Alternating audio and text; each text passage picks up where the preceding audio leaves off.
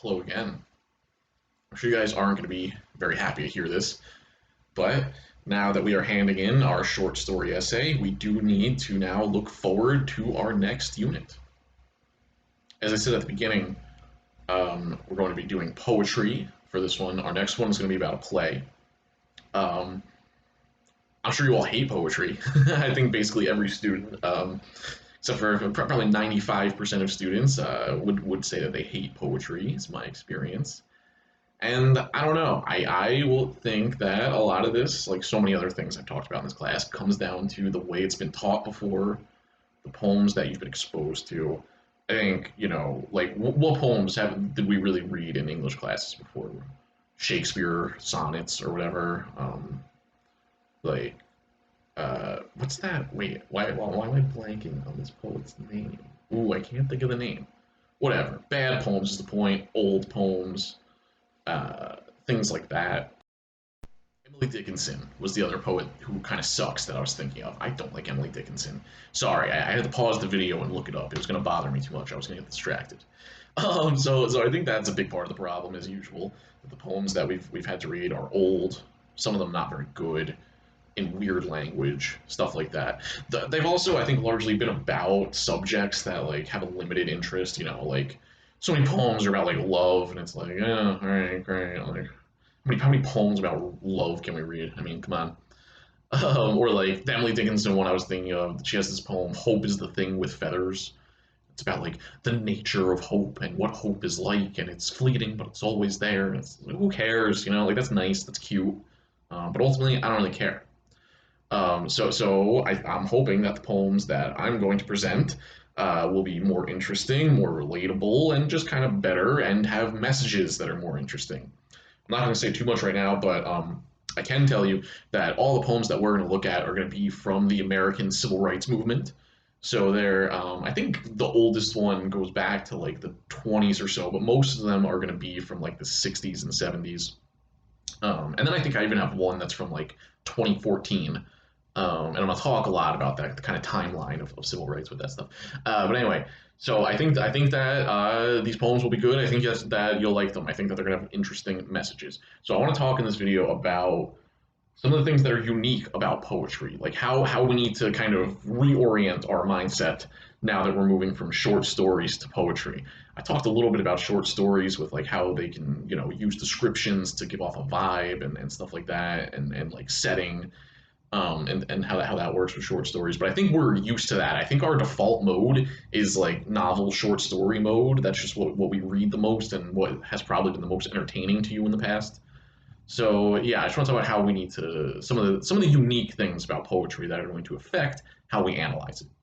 Number one, they have fewer words. I think one of the big student things that annoys students about poetry is that they might only be like 5 lines long, 10 lines long. So how many words is that? Like 50 maybe, compared to how many words is a short story? Hundreds and hundreds, right? Maybe 1,000, maybe 2,000. Um, so that's the first thing. They're short. So then, like, you finish reading it, it takes you like 30 seconds to read it, and you're like, I don't know what that was. I think that's the biggest student experience with poetry. It's just kind of reading through something that's like 10 lines long and just being like, I don't know what's happening there. I understand why it feels that way, but yeah, they have fewer words. We need to find a way to deal with this. So if it has fewer words, what does that mean? It means that word choice is even more important. I just filmed the video answering your questions about the short story essay, and I was talking about close reading, right? This idea of really analyzing why was this word picked versus another word, or maybe not why, because I don't want us to try to get into the author's head. I don't think that's possible. But like, what is the effect of a certain word being chose compared to another? What associations or connotations does this word have? If you're not familiar with that, connotation is usually like thought of in contrast to denotation. We're talking about meanings of words. The denotation of a word is like its dictionary definition, what it says if you look up in the dictionary. The connotation of a word is kind of all of its associated meanings, right? So this is similar to like what we did with I think with Araby, where I was looking at the specific words that created like the vibe or whatever. But word choice is even more important here because there's even less words. So that's the first thing is I would ask you to really consider the specific word choices that are made in the poem. Another thing related to this is repetition. So in short stories, repetition is important, right? I talked about that, but again, even more important because we have less words. So if there's a certain word that's used, 5 times out of 50 words, excuse me, I think we can say that that's probably important. There's probably something going on there, right? Like I talked about the repetition of small in The Stranger. Like if there's, a pretty short poem and the same word gets repeated a bunch of times, we need to figure out what's going on there. Why is this word being repeated? What are they trying to show us about this word? What's the significance? Because that's really the thing with poetry. And again, this is also true for stories and stuff, but even more so with poetry, the first thing that you have to do is just notice stuff. Because like I said, it's so easy to just read the poem and be like, I have no idea what's going on here. I don't know what's happening. We have to notice stuff. That gives us a starting point that we can build on to try to come up with an analysis, to try to come up with an argument to look for the message. So repetition is a good place to start. Just noticing that a certain word's used multiple times and then being like, well, why? Why is this important? What's it trying to show us here?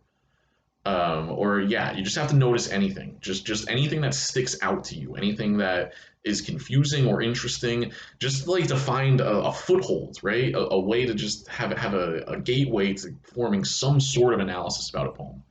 So notice things, even if maybe it doesn't seem like it's that important, or you just don't know why it's happening. Notice stuff and move from there. Repetition is a great place to start. Another thing unique about poetry: rhythm and rhyming. Um, obviously a lot of poems have a rhyme scheme, a lot of them don't. I think a lot of our previous education about poetry might have been just looking for rhyme schemes like A, B, C, that kind of stuff. And whatever. That is what it is. Like, again, if we're noticing things, I think noticing a rhyme scheme is a good thing to notice, and kind of see how it affects the poem or whatever.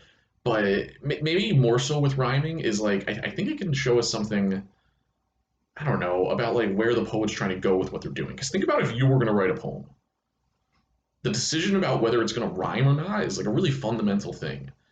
And especially some of these like traditional like rhyme schemes, like a sonnet, right?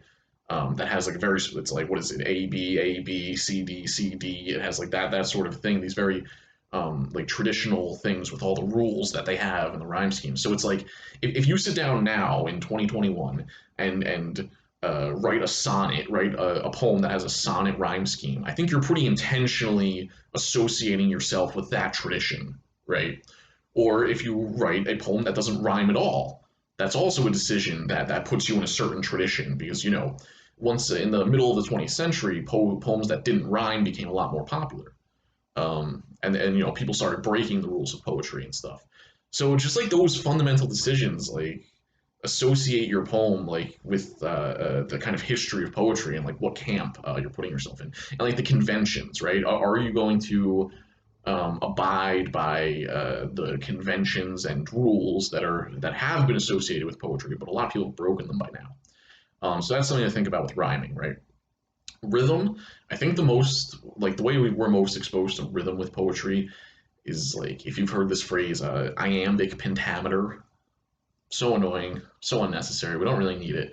But all iambic pentameter is a specific kind of rhythm, really, is all that they're talking about. Iambic pentameter is this kind of like ba ba ba ba ba ba ba ba ba ba. This like kind of like heartbeat rhythm that poetry has. Like if you guys have ever read The Raven by Edgar Allan Poe, that's iambic pentameter. Like once upon a midnight weary, while I pondered weak and weary, or midnight dreary, while I pondered weak and weary, right? You guys feel like the kind of rhythm to it. So this is something that since we all listen to music, I think we know how important rhythm is for this kind of stuff. And that's another thing that I would say. Like we all hate poetry, right? Well, I don't, but most of my students do, right?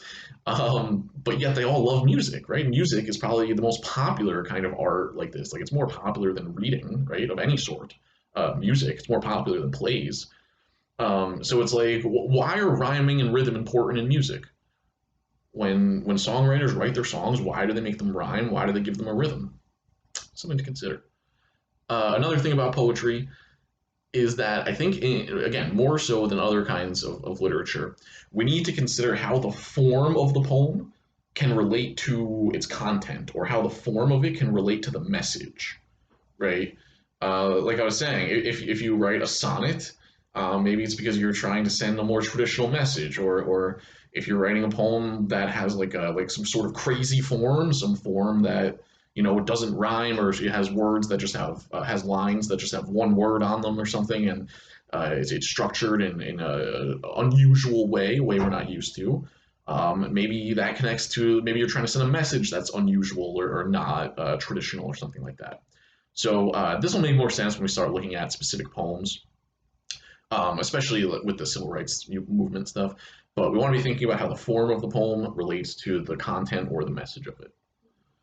And I guess I'll end by just saying that we're still looking for messages, right? Even though we're moving from short stories to poetry, we are still trying to analyze messages. We are still asking the question, what message is the poem sending? Is it supporting a certain ideology? Is it going against a certain ideology? We're going to be writing a lot more about race, I would say, for this unit. So we'll be thinking, is it supporting a racist ideology? Is it going against a racist ideology? Well, most of them, I would say, are going against the ones we're going to read. So maybe it's more like, how does it think we need to go against racist ideology? It'll make more sense when we look at specific poems.